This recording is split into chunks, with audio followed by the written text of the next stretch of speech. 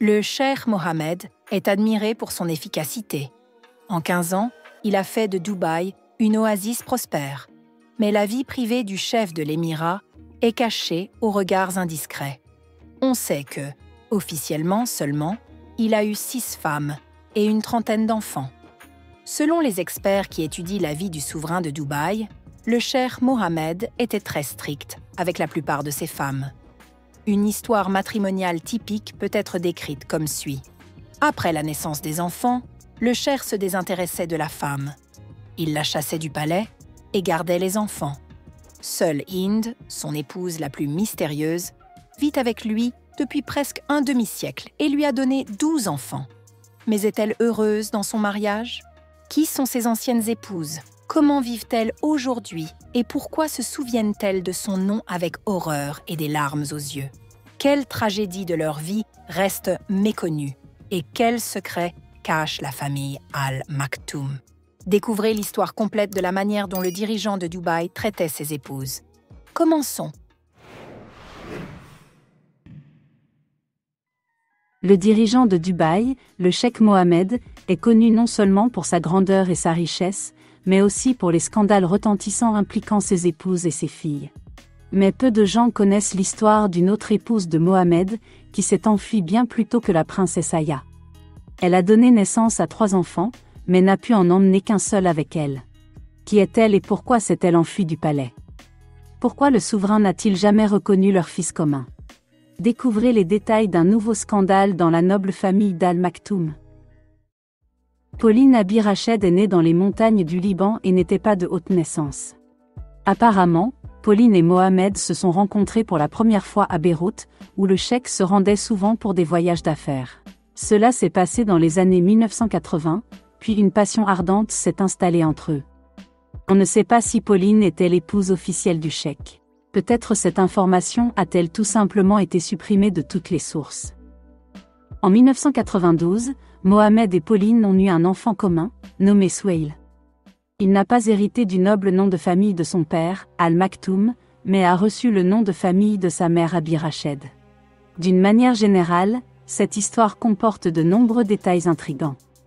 Il y a peu, le rédacteur en chef d'un journal arabo-américain a reçu une lettre curieuse d'une personne proche de la cour royale. Il affirmait que Souheil n'était pas le seul enfant que Mohammed et Pauline avaient eu ensemble. En outre, il était le 3e. Selon l'auteur de la lettre, le couple a eu une fille Mariam en août 1987 et un garçon Mansour en juin 1989. Il s'ensuit que pendant au moins 5 ans, entre les naissances de Mariam et de Souheil, Pauline Abi Rached a vécu dans un palais de Dubaï. Les femmes du harem ne l'aimaient pas et évitaient de la fréquenter, peut-être parce qu'elle était chrétienne. Comme l'écrit l'auteur de la lettre, la rupture de la relation entre Pauline et le cheikh Mohammed s'est produite peu avant la naissance de Souheil. Le cheikh s'est mis en colère contre Pauline et l'a chassée du palais alors qu'elle était enceinte. Selon toute vraisemblance, le souverain s'est séparé de sa femme sans savoir qu'elle attendait un enfant. Si le cheikh avait été au courant de la grossesse, il est presque certain qu'il aurait attendu la naissance et pris l'enfant pour lui. Mais peut-être Pauline s'est-elle enfuie d'elle-même parce qu'elle savait que le 3e enfant lui serait également enlevé. Selon l'auteur de la lettre, le monarque a gardé les 2 autres enfants nés de Pauline. Mariam et Mansour sont restés à Dubaï. Leur frère Souheil est né au Liban, où la malheureuse mère a été contrainte de se rendre.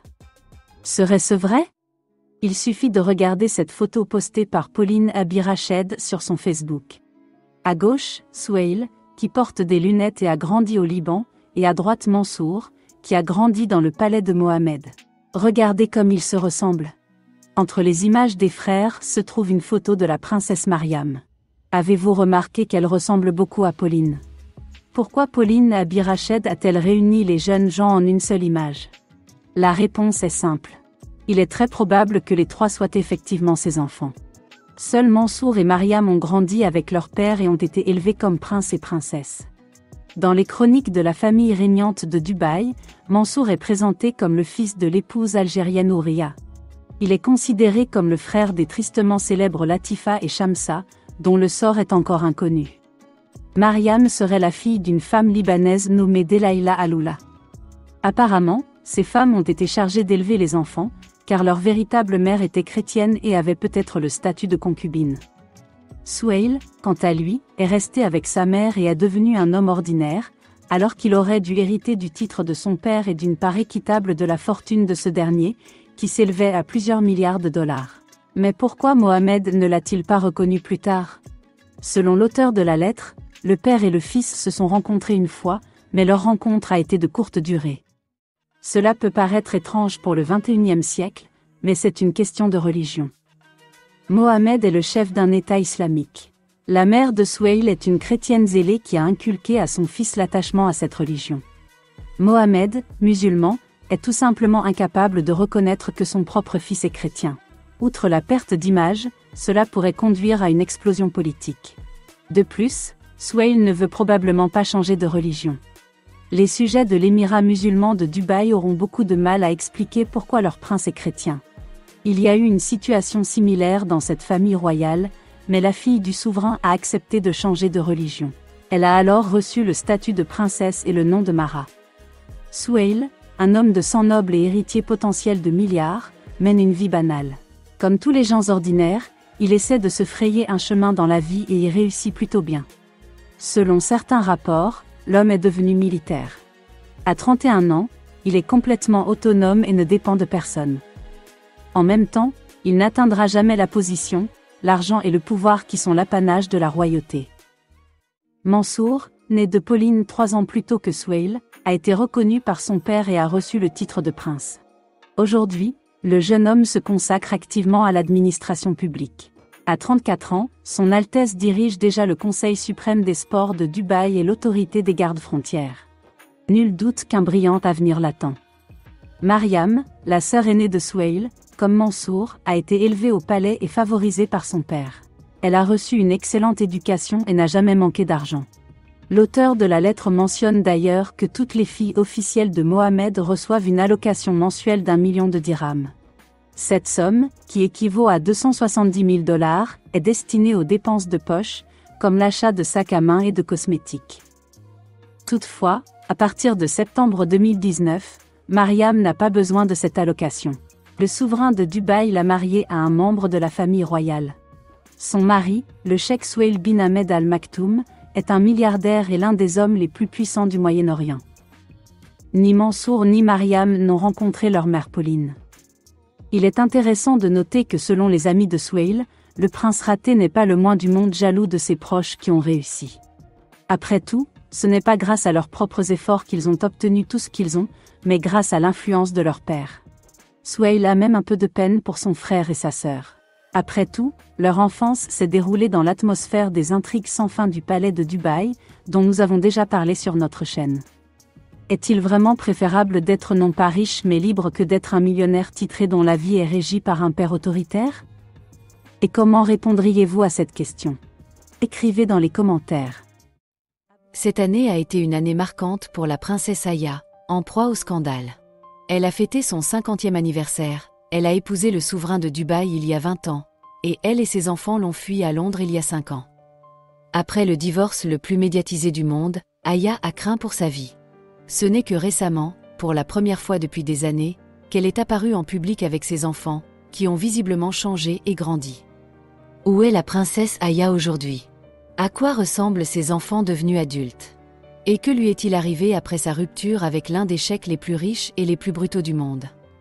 Regardez la vidéo jusqu'à la fin pour découvrir tout cela. C'est parti! Depuis sa naissance, la vie de la princesse Aya a été jalonnée de tragédies. Mais tous ces événements n'ont pas brisé cette femme à l'apparence fragile, ils l'ont au contraire rendue plus forte. Aya bin Al-Hussein est née dans la famille royale de Jordanie. Lorsque la princesse a 3 ans, sa mère, la reine Alia, est tuée dans un accident d'hélicoptère. Cette tragédie rapproche la princesse de son père, qui la chouchoute et encourage son désir d'indépendance et sa passion pour l'équitation. À l'âge de 20 ans, un autre coup du sort attend Aya. Elle rencontre Bachar Assad, le fils aîné du président syrien. Il devait à l'avenir succéder à son père et diriger le pays. Ils étaient tous deux passionnés d'équitation, avaient la même vision des choses et étaient follement amoureux l'un de l'autre. Malheureusement, Bachar est mort dans un accident de voiture sur le chemin de l'aéroport de Damas. Pendant les 10 années qui ont suivi, Aya n'a pratiquement pas eu de relation avec des hommes. Ses amis disent que pendant toutes ces années, seul Bassel Assad a vécu dans son cœur. Grâce au sport équestre, Aya a retrouvé l'amour. Elle a rencontré Mohamed lors d'une compétition en Espagne. La jeune fille a facilement conquis le cœur du cheikh, qui avait 25 ans de plus qu'elle. Il s'ensuit une histoire d'amour houleuse, qui se termine rapidement par un mariage. Après la mort de son père, la princesse cherchait un homme fort qui lui donnerait un sentiment de sécurité. Aya semblait penser que Mohamed était parfait pour ce rôle. Mais plus tard, elle s'est rendue compte qu'elle avait tort. Pour Aya, âgée de 30 ans, il s'agissait de sa première expérience de la vie conjugale, tandis que pour Cheikh, il s'agissait de sa 6e épouse et il avait déjà plusieurs dizaines d'enfants. Nombre de ces femmes et de ces filles ne sont jamais apparues en public. Dans les pays arabes, la coutume veut que les femmes restent dans l'ombre de leur mari ou de leur père et se soumettent à leur volonté. Mais Aya a clairement indiqué dès le départ qu'elle attendait l'égalité avec son mari, et le cheikh lui a accordé beaucoup de choses. Vous serez surpris de voir à quel point Mohamed était autoritaire envers sa femme bien-aimée. Ne manquez pas de regarder la vidéo jusqu'au bout. La princesse vivait avec ses enfants dans une luxueuse propriété à Dubaï. Toutes les épouses du souverain ont leur propre maison. Mais elle était la seule à avoir le droit de visiter le palais Abil, où réside Mohamed, sans attendre, comme les autres épouses, que son mari lui rende visite. Selon ses souvenirs, elle et Mohamed ont dépensé près de 3 millions de dollars en fraises pour la famille et le personnel au cours des premiers mois qui ont suivi le mariage. On ne sait pas comment ils ont réussi à en manger autant. Pendant les 15 années qui ont suivi, ils ont eu l'air d'une famille heureuse et parfaite. Aya accompagnait son mari lors d'événements officiels. Ils apparaissaient souvent en public en se tenant la main. Personne n'aurait pu imaginer qu'à l'été 2019, la princesse s'échapperait scandaleusement de Dubaï. Or, il s'est avéré qu'en février de la même année, Mohamed avait divorcé d'Aya par talak à son insu. Selon la loi islamique, un homme peut dire talak 3 fois pour que le mariage soit considéré comme annulé. Il semble que les problèmes de cette famille royale aient commencé bien avant la fugue de Aya. Que s'est-il donc passé entre le richissime souverain de Dubaï et son épouse jordanienne? La presse a rapporté que la princesse avait une liaison avec son garde du corps britannique. Le cheikh Mohamed, furieux de l'apprendre, a commencé à la menacer. Elle a reçu des lettres de menaces anonymes et a trouvé à 2 reprises sur son lit un pistolet dont le cran de sûreté avait été retiré. Craignant pour sa vie, Aya s'est réfugiée en Angleterre et a engagé les meilleurs avocats spécialisés dans le divorce. De nombreuses personnes ont été surprises par l'attitude arrogante du cheikh à l'égard de la procédure judiciaire. Il ne s'est pas présenté aux audiences, mais on l'a vu au même moment en Angleterre dans des ventes aux enchères, achetant des chevaux pour plusieurs millions de dollars. Il pensait probablement pouvoir s'en tirer à bon compte, comme il l'a fait avec ses filles Latifa et Shamsa. Mais Aya a utilisé cette histoire scandaleuse contre le cheikh. La princesse a insisté pour obtenir la garde complète des enfants, craignant que leur père ne les vole et ne les ramène à Dubaï. La princesse Aya a déclaré au tribunal que son mari avait prévu de marier leur fille Al-Jalila au prince héritier saoudien Mohammed bin Salman. Ce dernier n'aurait certainement pas dit non, étant donné que déjà, dans sa 16e année, Jalila est devenue incroyablement belle. Nous vous montrerons un peu plus loin à quel point elle a changé. Le cheikh a déjà marié plusieurs de ses filles à des membres des familles royales des États voisins. Le récent divorce de sa fille Mara est devenu un nouveau scandale au sein de la famille. Son père lui avait trouvé un riche épouse issu de sa propre famille royale, Al Maktoum, mais la fille rebelle n'a pas toléré les tromperies de son mari. Le monde entier attend désormais la suite de cette histoire. Finalement, Aya a pu obtenir la garde exclusive des enfants. Cheikh Mohamed doit lui verser plus de 730 millions de dollars de dédommagement. Environ un tiers de cette somme servira à assurer une protection à vie à Aya et à ses enfants. Une autre partie de l'argent est destinée à couvrir les dépenses courantes liées au confort de vie. On sait qu'environ 2 millions de dollars sont prévus pour agrandir la cuisine et construire un four à pizza dans la maison londonienne où la princesse vit actuellement avec ses enfants. Aya a également demandé une compensation de plus de 25 millions de dollars pour ses chevaux, qu'elle avait achetés pendant le mariage. Et plus de 100 millions de dollars pour les bijoux et les vêtements de marque qu'elle a laissés à Dubaï après sa fuite. Le procès a également révélé que Mohamed avait mis son ex-femme et les avocats de celle-ci sur écoute pendant la procédure de divorce. Après cette révélation, la reine d'Angleterre a refusé de communiquer avec le cheikh en raison de sa réputation entachée, et il n'a plus été invité dans la loge royale aux courses. Après son divorce, Aya est restée longtemps à l'écart des projecteurs, craignant pour sa vie. Mais en 2022, la princesse a été aperçue aux funérailles d'Élisabeth II. Elle est venue rendre hommage à la défunte reine en compagnie de son oncle, le prince Hassan. Après quelques longues années, Aya a de nouveau fait plaisir à ses fans. La princesse et ses enfants Jalila et Zayed étaient présents pour célébrer le retour du yacht Maiden après une régate autour du monde. En 1989, le père de Aya, le roi Hussein, a financé la restauration de ce voilier pour une course autour du monde. La princesse a rendu hommage à son père, et bien des années plus tard, a également parrainé la participation à la régate du légendaire voilier, qui a finalement remporté la victoire. C'est la première fois que les enfants de Aya et Mohamed apparaissent au cours des 5 dernières années, après avoir fui Dubaï. Les héritiers royaux ont visiblement grandi et changé. Beaucoup ont remarqué que Jalila est devenue incroyablement belle et que sa silhouette est aussi spectaculaire que celle de sa mère. La princesse Aya vit aujourd'hui avec ses enfants dans la luxueuse propriété de Castlewood House, 12 chambres, dans le Surrey. Elle possède également un manoir de 135 millions de dollars dans un quartier prestigieux de Londres. Aya craint toujours que le cheikh Mohammed ne continue à la harceler. Il a déjà essayé d'acheter une propriété coûteuse à côté de son manoir pour garder un œil sur sa vie. Mais un tribunal a interdit aux milliardaires d'acheter le domaine et toute propriété voisine. L'histoire de la princesse Aya devrait rappeler à tous qu'une vie de luxe peut tourner au cauchemar, et que vivre en sécurité et voir ses enfants tous les jours est plus important que n'importe quel argent. Qu'en pensez-vous ? Faites-nous part de vos réflexions dans les commentaires. Le souverain de Dubaï, le cheikh Mohammed, est connu pour le traitement sévère qu'il réserve à ses ex-femmes et à ses propres filles qui osent aller à l'encontre de sa volonté. Mais cette histoire va au-delà de ce qui est habituel, même pour les coutumes d'un monarque oriental. L'ex-femme de Mohammed se souvient de son nom avec horreur et les larmes aux yeux, parce qu'il l'a privée de tout. Leur histoire d'amour a commencé en beauté et semblait devoir durer toute la vie. Alors pourquoi leur amour a-t-il disparu ? Comment le cheikh Mohammed est-il passé d'une passion ardente à un désir obsessionnel de briser la vie de sa bien-aimée ? Abonnez-vous à notre chaîne. C'est parti ! Les futurs époux se sont rencontrés en 1972.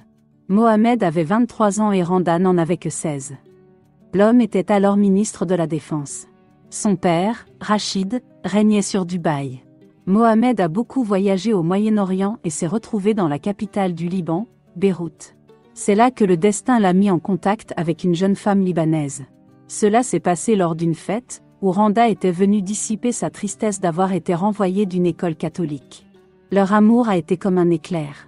Les jeunes gens ont immédiatement ressenti de la sympathie et ont compris qu'ils étaient faits l'un pour l'autre. Ils ont bientôt officialisé leur mariage. Mohammed couvrait Randa de cadeaux, faisait l'éloge de sa bien-aimée dans des poèmes et l'emmenait en voyage dans des jets privés.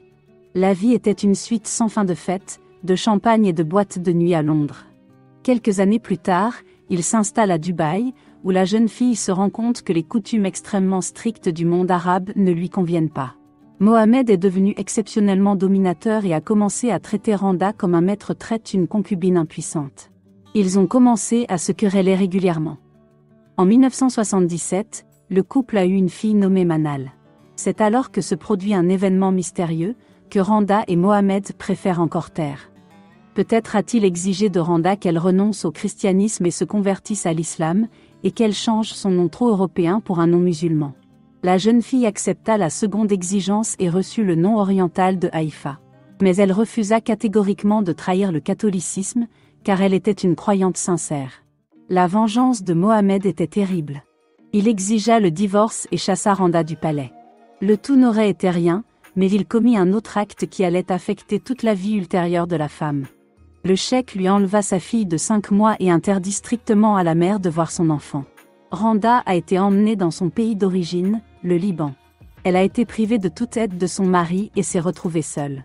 Elle n'avait pas d'argent, pas d'éducation, pas de maison à elle et aucune perspective de vie. Mais surtout, elle a été privée de son enfant. Pendant des décennies, Randa a essayé de voir sa fille au moins une fois. Mais le cheikh Mohammed ne l'a pas autorisée à le faire. De plus, il se moquait régulièrement des sentiments maternels de son ancien amant. Dans une interview accordée au journal britannique The Sunday Times, la femme a raconté les détails horribles du comportement du monarque de l'émirat de Dubaï. Lorsque Manal avait 2 ou 3 ans, Cheikh Mohammed a fait semblant d'avoir pitié de la malheureuse Randa et lui a envoyé une photo de sa fille. Il s'agissait d'une petite fille assise dans les bras de son père. La Libanaise était tellement heureuse, même pour une si petite chose, qu'elle a pleuré pendant des jours en regardant la photo. Elle l'a emportée partout avec elle comme une relique et un symbole de l'espoir de rencontrer son enfant. Quelque temps plus tard, Randa a reçu une lettre moqueuse de Mohammed. La lettre l'informait qu'en fait, ce n'était pas Manal qui figurait sur la photo, mais une autre fille.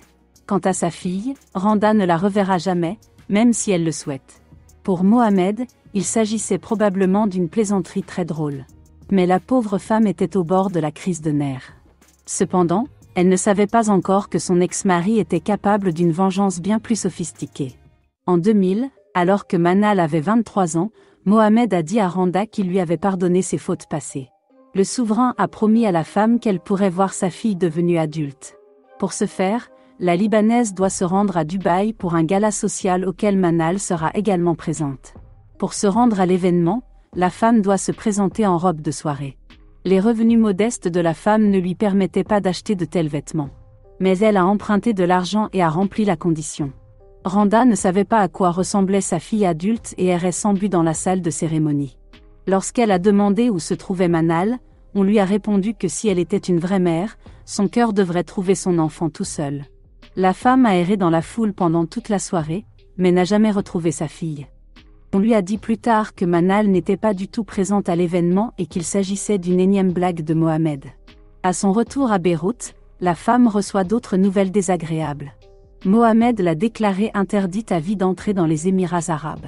Cela signifie qu'elle ne reverra probablement jamais sa fille. Néanmoins, Randa n'a pas abandonné. 5 ans plus tard, elle a eu l'occasion de voir sa fille. Manal avait 28 ans et le cheikh Mohammed a décidé de la marier au fils du souverain de l'émirat d'Abu Dhabi, le cheikh Mansour. Elle sera sa seconde épouse. Les festivités se déroulent non pas à Dubaï, mais à Abu Dhabi, où Randa peut s'introduire secrètement. Pour ce faire, elle s'est assurée le soutien de la princesse saoudienne qui avait été invitée au mariage. La princesse a promis à Randa de l'accompagner à la cérémonie afin qu'elle puisse au moins voir de loin sa fille dans sa robe de mariée. Mais quelques jours avant le voyage, Randa a été attaquée par un voyou inconnu en plein centre de Beyrouth. Au lieu d'un mariage, la Libanaise s'est retrouvée sur un lit d'hôpital, où elle est restée longtemps inconsciente. Lorsqu'elle s'est réveillée, la première chose qu'elle a vue a été le visage haineux de Mohamed Al-Maktoum. L'ex-mari n'a pas hésité à se rendre au Liban pour détourner les soupçons qui pesaient sur lui. Il a juré qu'il n'avait rien à voir avec l'agression brutale. Dans le même temps, il n'a pas manqué l'occasion d'insinuer que la femme ne devait plus essayer de voir Manal à son insu. Cependant, le cheikh n'a pas non plus donné son accord à la rencontre tant attendue. Des mauvaises langues affirment que la princesse saoudienne a trahi Randa en informant Mohammed des intentions de la Libanaise. Furieux, le cheikh a pris une décision qu'il a regrettée par la suite et a dû se rendre personnellement à Beyrouth pour se justifier. Il n'existe bien sûr aucune preuve matérielle de ces événements. Néanmoins, le monarque de Dubaï avait un motif pour punir la mère récalcitrante. Malheureusement, cette histoire n'a pas de fin heureuse, du moins pas encore. Le sort de Randa n'a pas été facile. Après son divorce, lorsqu'elle est retournée au Liban, une guerre civile a éclaté. L'un des commandants de la milice a forcé Randa à l'épouser. Il la maltraitait et elle demandait constamment le divorce. Ils ont eu 2 enfants ensemble. Après la fin de la guerre civile, Randa s'est vengée de son mari en le remettant aux autorités pour qu'il soit arrêté. En contrepartie, elle a été autorisée à partir avec ses enfants pour l'Italie. Randa a aujourd'hui 67 ans et sa fille 46 ans. Pendant tout ce temps, elles ne se sont jamais rencontrées en raison de l'interdiction catégorique du cheikh Mohammed. Grâce au développement d'Internet et des médias sociaux, la Libanaise sait à quoi ressemble sa fille. Cependant, aucune photo ne peut remplacer un dialogue en direct avec un être cher. Aujourd'hui, Randa vit en Italie avec ses 2 enfants issus de son second mariage. Sa fille Manal est mariée à un aristocrate arabe et travaille dans la fonction publique des Émirats. Elle a fondé la Dubai Women's Organization, qui défend les droits des femmes. Ironiquement, elle est en faveur de la liberté des femmes dans le pays, mais n'est pas autorisée à rencontrer sa propre mère. Randa vit toujours le rêve de voir sa fille en personne. Tout ce que je veux, c'est la tenir à nouveau dans mes bras, a-t-elle déclaré avec tristesse dans une interview accordée à un journal. Ces déclarations de la première épouse du souverain de Dubaï interviennent alors que la princesse Aya bin Al-Hussein, l'épouse en fuite du cheikh Mohammed, a intenté une action en justice devant un tribunal britannique et demandé la garde exclusive de ses enfants. La princesse Aya a eu beaucoup plus de chance. Elle a pu s'échapper et emmener ses enfants avec elle. Aussi incroyable que cela puisse paraître, même après près d'un demi-siècle, Mohammed interdit à Randa de rencontrer sa fille. Peut-être cette position revêt-elle pour lui une signification particulière, soulignant l'omnipotence du monarque. Pensez-vous que cette histoire confirme la vieille vérité selon laquelle l'amour exige parfois un prix exorbitant? Écrivez-nous dans les commentaires. La princesse Aya bin Al-Hussein est devenue l'une des personnalités royales les plus médiatisées après sa fuite scandaleuse de la famille du souverain de Dubaï.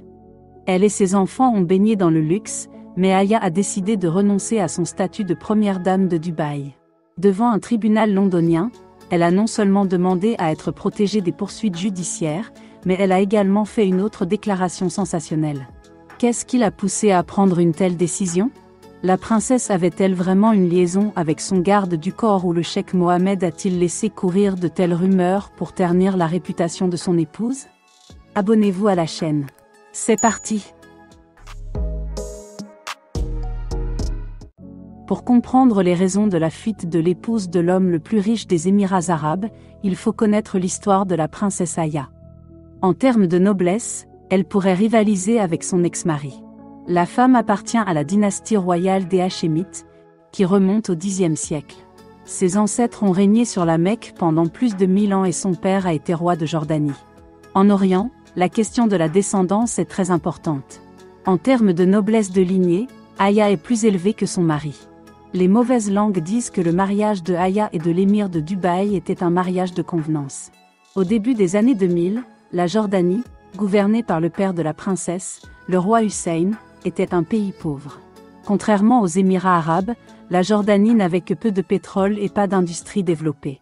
Le mariage de Aya et Mohammed a eu lieu en 2004, immédiatement après, d'importants investissements en provenance des Émirats ont afflué en Jordanie. L'économie du pays s'est mise à pousser comme une levure. Au cours des 15 années de mariage de la princesse et du cheikh, le PIB de la Jordanie a triplé. Il ne s'agit pas de dire que cela est uniquement dû aux investissements émiratis, mais ils ont beaucoup aidé la Jordanie. On pourrait penser que Aya a épousé Mohammed uniquement par souci d'aider son pays natal. Mais ce n'est pas le cas. Ses amis sont unanimes pour dire qu'il y a bien eu une étincelle entre la princesse et le cheikh. Les deux aristocrates se sont rencontrés en Espagne lors d'une compétition équestre. Il s'ensuivit une histoire d'amour houleuse, qui se termina rapidement par un mariage. La cérémonie se déroule dans un cercle étroit et commence alors une vie de famille apparemment heureuse. La princesse rayonnait littéralement et son visage affichait toujours un sourire agréable. Cependant, Aya n'était que la plus jeune et la 6e épouse de Mohammed. Si Aya était une femme purement orientale, elle le prendrait probablement avec calme. Mais la princesse avait reçu une culture européenne et était habituée à la liberté. Elle a reçu une bonne, voire une brillante éducation. Elle a d'abord étudié à la Badminton School pour filles, dont Indira Gandhi était diplômée. Elle a fait ses études supérieures à Oxford. Aya est diplômée en politique, économie et philosophie. Outre l'arabe, elle parle l'anglais, le français et le russe. En outre, la jeune fille a voyagé dans le monde entier et a même participé aux Jeux olympiques en Australie. En 2000, Aya bin Al-Hussein a fièrement porté le drapeau jordanien lors de la cérémonie d'ouverture des Jeux olympiques. À Sydney, il s'en est fallu de peu pour qu'elle remporte une médaille en saut d'obstacle, une épreuve équestre. C'est ainsi qu'à l'âge de 30 ans exactement, la princesse est devenue la 6e épouse du cheikh. Dans un premier temps, Aya s'est efforcée d'être une épouse exemplaire et a donné naissance à 2 enfants. En 2007, une fille Al-Jalila est née, et 5 ans plus tard un fils Sayed. Au fil des ans, la princesse et le cheikh sont apparus comme une famille exemplaire selon les concepts orientaux. Dans de nombreuses interviews, Aya a toujours admiré son mari. Personne n'aurait pu imaginer qu'en 2019, la princesse s'enfuirait scandaleusement de Dubaï. Que s'est-il donc passé dans la famille royale ? Apparemment, Aya n'était pas satisfaite de sa position de plus jeune épouse depuis le tout début. En Jordanie, elle était la fille adorée du roi, Mais dans la famille du cheikh de Dubaï, elle a été confrontée à une attitude très différente. Le prince héritier Hamdan et les autres fils du souverain de Dubaï ont exprimé leur mécontentement à l'égard de Aya dès les premiers jours. Ils l'ont condamnée pour son tempérament trop libre et ses tenues voyantes. À un moment donné, sa frustration a fait que la jeune femme a eu un amant. Il s'agissait de l'anglais Russell Flowers, qui servait de garde du corps à la princesse. Aya avait alors 43 ans, et Russell seulement 33. Et l'âge de son mari, le cheikh Mohammed, approchait les 70 ans. Leur histoire d'amour a commencé dès que Flowers est devenu son garde du corps. La princesse n'est pas avare et lui offre des cadeaux coûteux. Il reçoit notamment d'elle une montre-bracelet de luxe, un pistolet ancien et une bague ornée d'un rubis et gravée en forme d'armoirie de la famille Flowers. La femme de Flowers a soupçonné son mari d'infidélité presque immédiatement. Elle a trouvé dans son téléphone une correspondance intime avec la princesse et la photo de celle-ci en bikini. En outre, Flowers a commencé à se surveiller plus attentivement et à s'entraîner avec un coach personnel. En 2017, Flowers a divorcé de sa femme, et c'est lui qui en a pris l'initiative. La liaison a duré 2 ans. Flowers a reçu 1,2 million de dollars pour son silence. La princesse a versé la même somme à 2 autres agents de sécurité. Ils étaient au courant de la liaison mais ont couvert le couple devant le cheikh. La princesse Aya a quitté Dubaï pour Londres avec ses enfants en 2019. On dit que la princesse est partie pour l'Occident lorsqu'elle a eu peur pour sa vie. Son mari a découvert les infidélités de sa femme. Aux Émirats, on ne pardonne même pas aux représentants de la famille royale. Aya a également été effrayée par la brutalité avec laquelle son mari a fait revenir ses filles Latifa et Shamsa, qui avaient tenté de s'enfuir à l'étranger. Dans le même temps, Latifa a avoué que Mohammed bin Rachid Al Maktoum avait tué l'une des femmes de son oncle parce qu'il avait trouvé le comportement de la Marocaine provoquant. Aya s'est vue refuser l'asile politique parce que ses enfants étaient les héritiers du souverain de Dubaï et que celui-ci avait l'intention de les faire revenir. La princesse a été aidée par son frère, le roi Abdullah II de Jordanie. Il a donné à sa sœur le poste d'ambassadeur adjoint du pays au Royaume-Uni. Ce statut diplomatique a permis à la princesse et à ses enfants d'obtenir l'asile politique. Aya a alors pu intenter une action devant un tribunal londonien pour divorcer de Mohammed et obtenir une protection contre les poursuites judiciaires.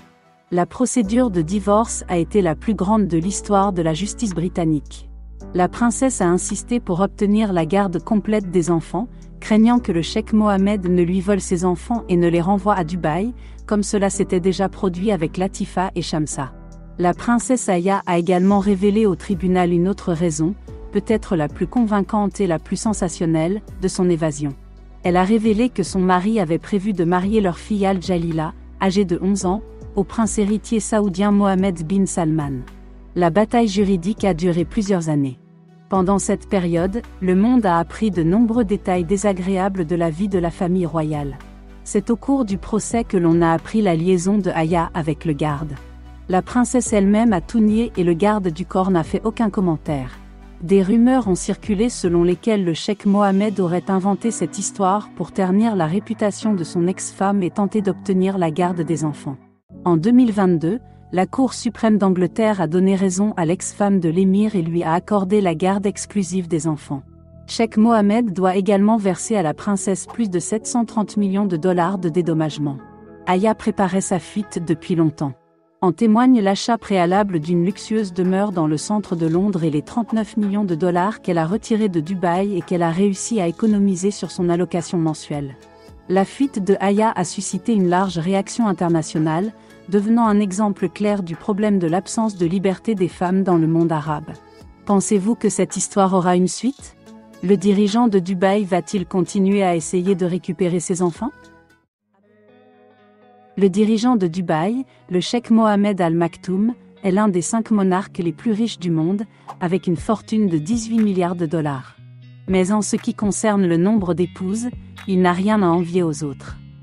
La plus célèbre d'entre elles, la princesse Aya, a fui le monarque avec ses enfants en 2019. Il s'avère que ce n'est pas le seul épisode scandaleux de la vie de la famille Al Maktoum. Mais pourquoi les épouses et même les enfants ne s'entendaient-ils pas avec le riche cheikh ? Et combien de femmes avait-il réellement ? C'est ce que nous vous expliquons en détail dans cette vidéo. Abonnez-vous à la chaîne. C'est parti ! Le cheikh Mohammed est né en 1949, ce qui lui donne près de 75 ans. Au cours de sa longue vie, il a vu Dubaï passer d'un pauvre village de pêcheurs à une métropole dynamique. Depuis 15 ans, Mohammed est à la tête de l'émirat. Sous sa direction, Dubaï est devenu un centre mondial du tourisme, une plaque tournante de la technologie et du luxe. Cela est dû en grande partie à l'activité et à l'ambition de Mohammed. Je ne connais pas le mot « impossible ». Il ne fait pas partie de mon vocabulaire. Et seules les personnes faibles qui ont peur des défis l'utilisent. Cette déclaration de Mohammed peut être considérée comme le credo de sa vie. Elle concerne non seulement la gestion de l'émirat, mais aussi sa vie personnelle. Le destin du monarque a compté tellement de femmes que le cheikh ne se souvient probablement même pas de certaines d'entre elles. En règle générale, Mohammed avait 3 ou 4 femmes en même temps et elles changeaient périodiquement. Cela se produisait généralement lorsque la femme suivante se disputait avec lui. Il rompait alors les relations avec la femme, l'intimidait et prenait les enfants pour lui. Le premier épisode de ce type s'est produit dans les années 1970. À l'âge de 23 ans, Mohammed se rend au Liban. À Beyrouth, le prince héritier de Dubaï a rencontré une jeune fille simple appelée Randa Albana. Elle n'a que 16 ans. Des sentiments sont nés entre Mohammed et Randa, ils se sont rendus à Londres et se sont rapidement mariés. Au début, ils vivaient davantage selon les traditions européennes, qui étaient proches de Randa. Son mari ne lui imposait pas les coutumes bédouines et lui dédiait même des poèmes. Cependant, après la naissance de leur fille et le déménagement de la famille à Dubaï, Mohammed a révélé sa nature. Il est devenu inhabituellement autoritaire et a commencé à traiter Randa comme un maître traite une concubine impuissante. Des prises de bec régulières ont commencé à se produire entre eux. Mais le pire était à venir pour Randa. Lorsque leur fille Manal avait 5 mois, leur relation s'est soldée par un divorce. Mohammed a chassé Randa du palais et a gardé le bébé. Il est difficile de le croire, mais pendant 20 ans, Randa est venue à Dubaï et a supplié son ex-mari de lui montrer sa fille, au moins de loin. Le cheikh Mohammed a refusé, puis il a annoncé à son ex-femme une nouvelle qui l'a choquée. Il lui a dit qu'elle ne reverrait jamais sa fille et lui a interdit d'entrer à Dubaï à vie. Manal a aujourd'hui 46 ans et le monarque veille à ce que son interdiction soit respectée. Immédiatement après Randa, le cheikh a eu plusieurs nouvelles épouses, dont nous vous parlerons un peu plus loin. Elles donnèrent naissance à 3 autres filles. Seul le 5e enfant fut un garçon tant attendu par le souverain oriental. Il s'appelait Marwan et était né d'une Allemande dont on ne connaît pas le nom. Le cheikh ne l'a même pas prise comme épouse, mais a simplement emmené l'enfant. Il est fort probable qu'il ait payé l'Allemande pour qu'elle abandonne son fils ou qu'il ait utilisé d'autres arguments à cette fin. Bien que Marwan soit le fils aîné de Mohammed, le cheikh n'en a pas fait son héritier. Peut-être est-ce dû à l'apparence trop européenne du garçon ou à l'aversion cachée de son père. À l'âge de 30 ans, le cheikh Mohammed a épousé sa cousine Hind al-Maktoum, qui est devenue son épouse aînée. Contrairement à la plupart des épouses du cheikh, elle a réussi à établir une bonne relation avec son mari tout au long de sa vie. Peut-être parce qu'elle a été élevée dans les mêmes traditions. Elle a donné à son mari autoritaire 12 enfants, dont la plupart occupent des postes à responsabilité au sein du gouvernement de Dubaï. Leur fils aîné, Rachid, était le prince héritier. Malheureusement, le destin de Rachid s'est avéré tragique. En 2015, il est décédé à l'âge de 33 ans. La raison officielle est une crise cardiaque. Mais les mauvaises langues affirment que le prince Rachid s'est mis à consommer des drogues lourdes, ce qui l'a conduit dans la tombe. Aujourd'hui, le prince héritier de Dubaï est le frère cadet de Rachid, Andan. Les autres épouses de Mohammed ont eu moins de chance que Hind. Huria, une Algérienne, a donné 5 enfants à Mohammed. Il finit par s'en désintéresser et divorça. Les enfants communs, le cheikh les garda pour lui, comme il en a l'habitude.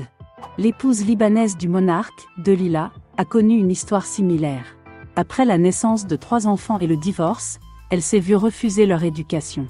Zoé Grigorako, une femme grecque, semble avoir eu un mariage temporaire, un misyar, qui n'obligeait pas le cheikh à subvenir aux besoins de sa femme.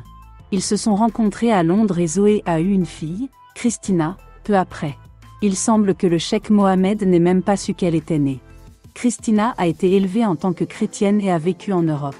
Mais lorsqu'elle a déménagé à Dubaï à l'âge de 16 ans, son père l'a officiellement reconnue.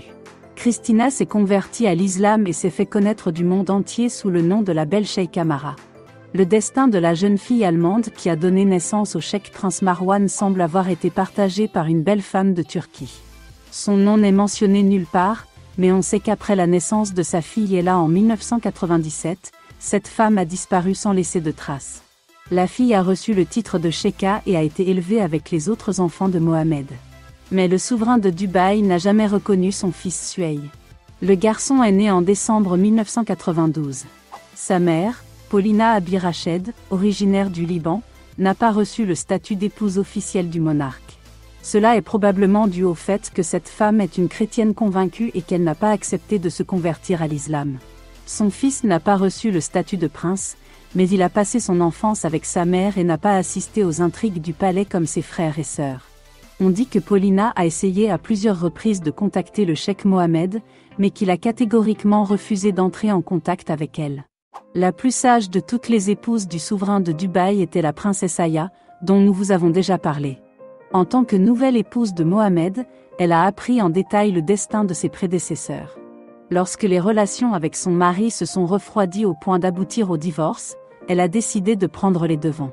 Sans attendre que son mari lui retire ses enfants, elle s'enfuit à Londres avec eux. La princesse aurait également craint pour sa vie en raison d'une liaison avec son garde du corps anglais.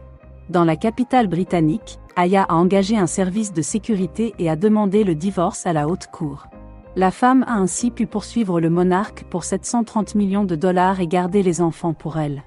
Qui sait, si Mohamed n'essaiera pas de les récupérer d'une manière ou d'une autre. C'est exactement ce qui est arrivé à sa fille Latifa, née d'une Algérienne nommée Huria. Comme nous l'avons mentionné précédemment, cette femme a été bannie du palais alors que Latifa n'était encore qu'un nourrisson.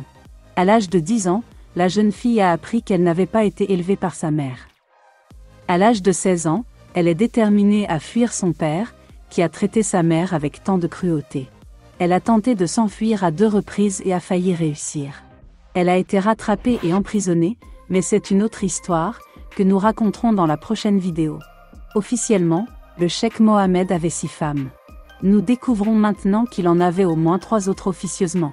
Il est fort probable qu'il y en ait d'autres, mais seul le souverain de Dubaï en connaît le nombre exact. Si nous avons oublié quelqu'un, écrivez-nous dans les commentaires, il sera intéressant de le savoir pour tout le monde.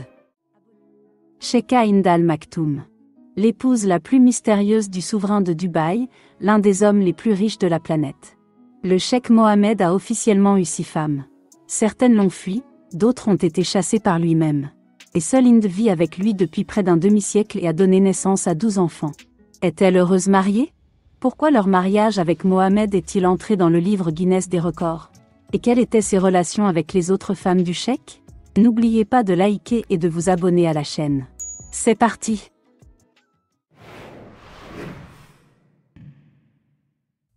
Hind Al Maktoum est la première dame de Dubaï et la mère du prince héritier Cheikh Hamdan. Elle est née le 12 février 1962 et appartient à la dynastie régnante des Al Maktoum de Dubaï. Sa mère, Cheikha, était la fille du souverain de Dubaï, Sayed II. La princesse a reçu une éducation familiale conforme aux traditions islamiques. Elle n'a pratiquement jamais quitté le palais, et c'est comme si le destin lui-même la préparait à une mission inhabituelle. Hind connaît le cheikh Mohamed depuis l'enfance, car elle est la cousine maternelle et la cousine paternelle au second degré de Mohamed. Un événement majeur dans sa vie s'est produit en 1979, lorsqu'elle a eu 17 ans. Les parents de Hind et de Mohamed se sont mis d'accord sur l'union de leurs enfants. Le cheikh Mohamed était alors chef de la police et ministre de la Défense de Dubaï. Il avait 30 ans et jouissait déjà d'une vie de célibataire. 2 ans avant ses fiançailles avec Hind, il avait même eu une fille, Manal, avec une Libanaise Randa. Apparemment, la famille de Mohamed était fatiguée de ses aventures amoureuses et a décidé de montrer au monde que le cheikh s'était rangé. Pour éviter toute ambiguïté, le mariage a été organisé à une échelle sans précédent.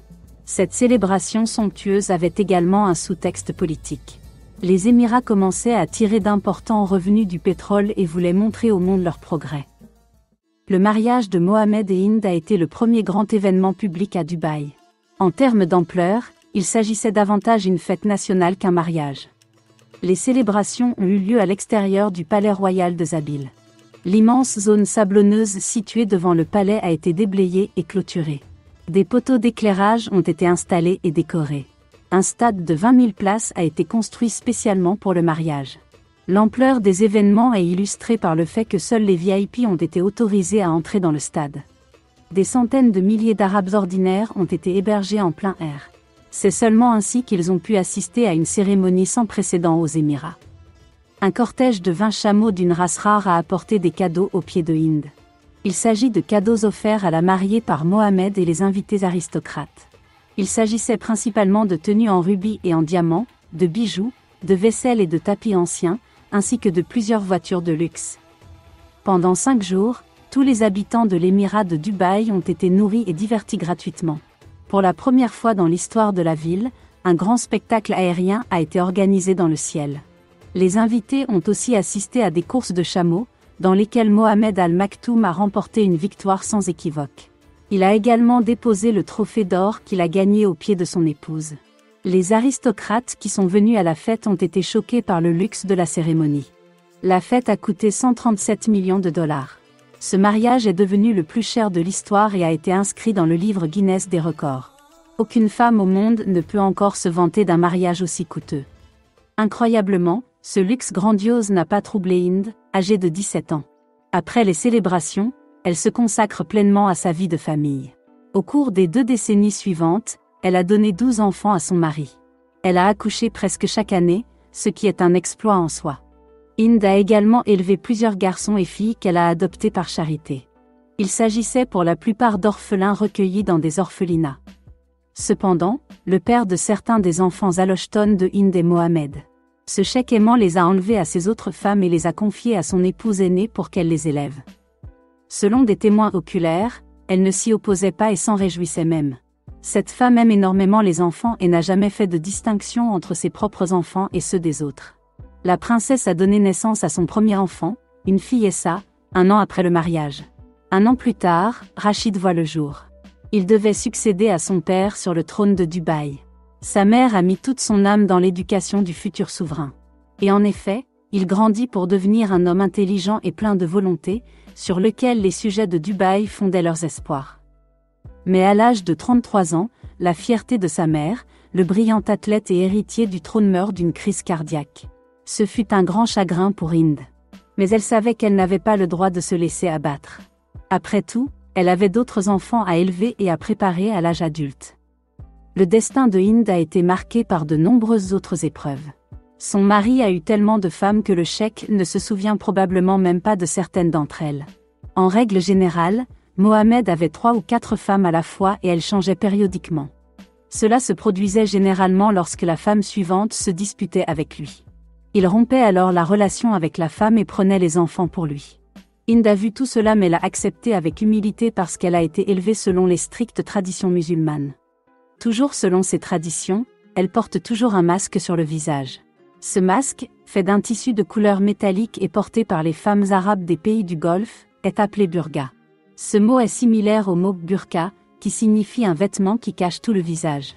Mais la burqa ne couvre qu'une partie du visage et est traditionnellement un symbole de féminité. La burqa faisait autrefois partie des vêtements quotidiens des femmes arabes. Aujourd'hui, on la voit surtout sur les femmes plus âgées. En 2004, une épreuve très désagréable attendait Hind.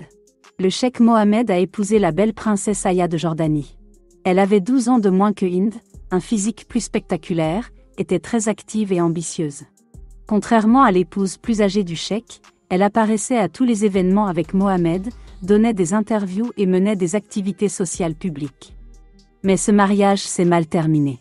Au bout de 15 ans, Aya s'enfuit du palais avec ses 2 enfants. Devant le tribunal de Londres, elle réussit à poursuivre son ex-mari pour 730 millions de dollars. Ce divorce est devenu le plus cher du monde. Ironiquement, Cheikh Mohammed a établi 2 records du monde liés à ses épouses. Il a dépensé une somme astronomique pour épouser Hind. Mais il a dû renoncer à une somme encore plus importante pour rompre légalement avec Aya. Apparemment, il ne regrette ni l'un ni l'autre. Après tout, ces 2 femmes lui ont apporté bien plus que de l'argent. Quant à Hind, elle a parfaitement réussi à élever tous les enfants de Mohammed. Le prince héritier Hamdan participe activement au développement des Émirats et se prépare à remplacer son père comme souverain de Dubaï.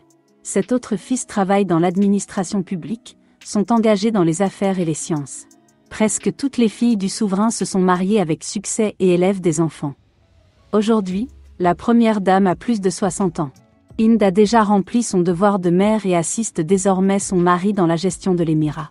Elle s'implique activement dans des œuvres caritatives, participe à la promotion des femmes arabes au sein du gouvernement et supervise la sphère sociale. Cependant, comme auparavant, Hind travaille sans pathos et ne fait pas étalage de ses réalisations devant le public. La rumeur veut que les photos ne soient pas celles de Hind mais de Mama Noura, la nounou qui a aidé Hind à élever les enfants du cheikh Mohammed. Et qu'il n'existe que quelques photos de Hind prises lorsqu'elle était encore jeune. Qu'en pensez-vous? Écrivez dans les commentaires. La première dame de Dubaï est extrêmement respectée et aimée par les habitants de Dubaï. Pour les femmes locales, Hind est un modèle des qualités humaines qu'une vraie femme musulmane doit posséder. Elle a partagé joie et peine avec son mari, a survécu à ses frasques et à ses nombreuses aventures amoureuses. Qui sait, c'est peut-être à cela que ressemble l'amour désintéressé d'une femme. Abonnez-vous à la chaîne, mettez un like. À bientôt.